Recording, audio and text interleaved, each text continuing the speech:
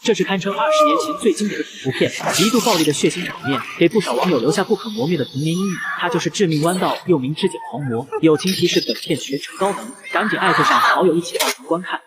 电影开始，女孩为了赚取流量，和男友爬上数百米的悬崖，结果下一秒男友突然倒地，一滴血正好滴在女人脸上，紧接着男友被扔下了悬崖。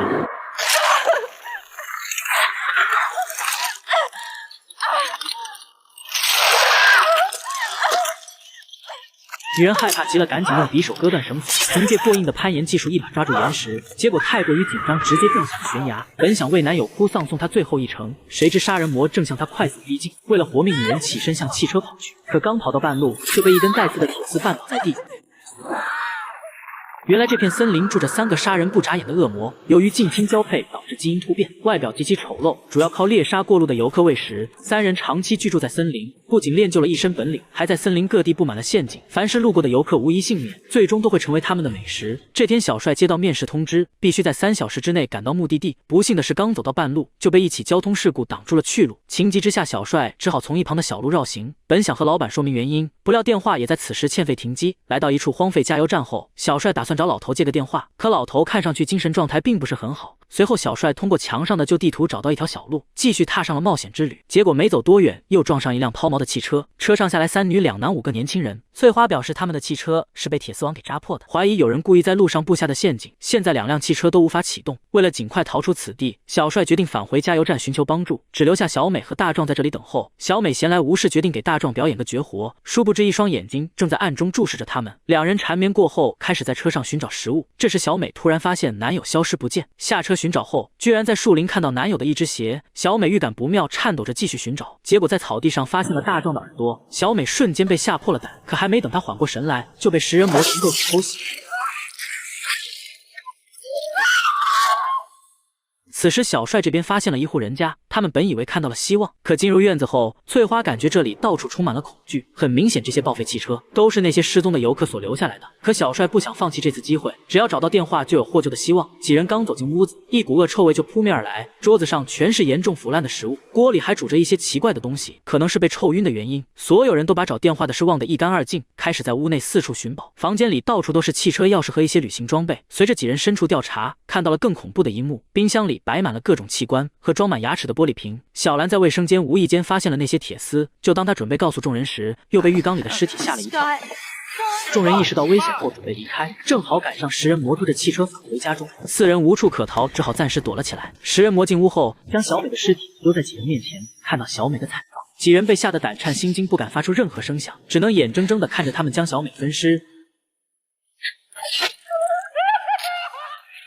酒足饭饱后，食人魔很快睡了过去。确定一切安全后，几人才小心翼翼地走了出来。看着被吃掉一半的闺蜜小兰，悲痛万分。就当翠花开门的瞬间，门上的弹簧突然发出声响，幸好小帅一把抓住，3人才顺利走出房间。可当小帅准备逃跑时，食人魔突然睁开了双眼，几人被吓得拔腿就跑，拼命向山上跑去。没想到来到山顶，看到更恐怖的一幕，这里存放着大量报废汽车，而且上面都沾满了血迹，看来游客都惨遭恶魔之手，成了他们的美食。就当几人不知所措时，食人魔已经追了过来。这时小帅突然想出一个大胆的计划，决定自己将食人魔引开，然后让剩下的人抢走汽车。结果刚跑出2步，被对方一枪撂倒。卷毛见状，立刻向反方向跑去，继续勾引对方。翠花和小兰趁机扶起小帅，成功抢走了汽车。几人开车逃出现场后，准备去下一个地点接应卷毛。为了活命，卷毛在树林里拼命逃跑，眼看就要跑到汽车前，卷毛突然停下了脚步，被一支穿云箭刺穿了胸膛，紧接着第2支、第3支也随即而来。卷毛就这样被食人魔直接带走。小兰看着未婚夫死在自己面前，失声痛哭。可现在根本不是哭丧的时候，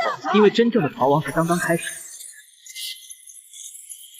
几人没走多远就被几根树干挡住了去路，无奈之下3人只能弃车而逃。可这里的处境更加危险，到处布满了食人魔的陷阱，小帅一不小心触发机关，差点丢了性命。没过多久，天色渐渐暗下来，就在几人休息时，无意间发现一个瞭望塔，这让3人重新看到了希望，以为通过它就可以确定城镇的位置。可现实总是残酷的，登顶后看到的却是一望无际的森林。幸运的是，他们在这里发现一台无线电，几人赶紧发出求救信号，可还没等到对方的回应，食人魔已经找了过来。几人赶紧遮住灯光，不敢发出任何声响。就当对方一无所获，准备离开时，无线电突然发出刺耳的声响。食人魔发现后，迅速向塔上爬去。小帅赶紧用木箱堵住入口，食人魔刚一伸手就被狠狠敲了过去。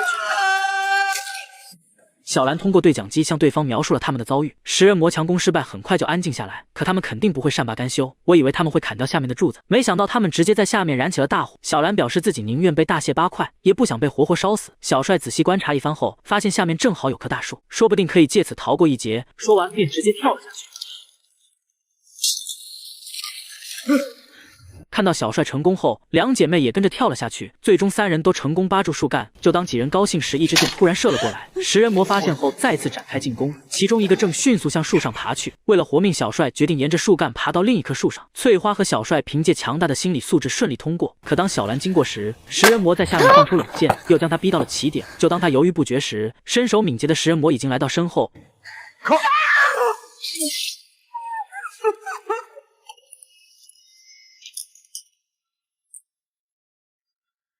面对如此恐怖的恶魔，小帅和翠花只好继续逃亡。拉开一定距离后，小帅突然想到一个计划，决定主动出击。在树上做好陷阱后，让翠花作为诱饵吸引对方的注意力。等食人魔一脸猥琐地向他靠近时，小帅立马分开手中的树干，将食人魔死两人因此成功逃过一劫。最后，两人躲进瀑布后面的山洞，度过了一个愉快的夜晚。翠花对朋友的死感到惋惜，内心极度悲伤。原来翠花被男友抛弃后，两姐妹为了帮她走出这段阴影，陪她一起到野外散心。没想到她们却因此全部丧命。小帅一把将翠花拥入怀中，向她承诺一定会带她逃出魔窟。第二天一早，两人走出山洞，终于看到了那条通往城镇的公路。就当两人为此感到高兴时，一把斧头突然出现在眼前。小帅捡起斧头准备和对方一决高下，不幸被对方一拳干到滚下山坡。同时，翠花也被另一名食人魔拖进了树林。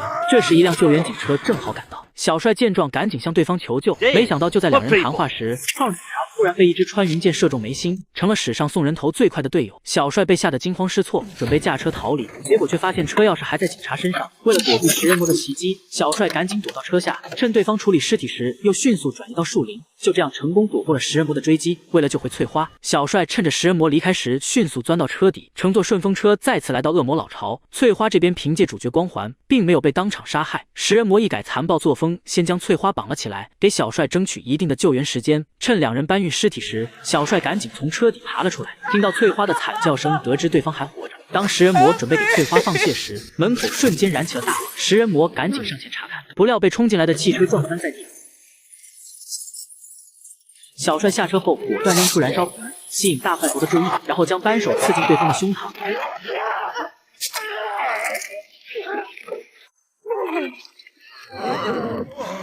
就当他给翠花松绑时，大块头再次起身，不断挥舞手中的斧头，向小帅发起猛烈进攻，最后将他逼到了墙角。翠花见状，赶紧挣脱束缚，用弓箭射到对方的脑袋。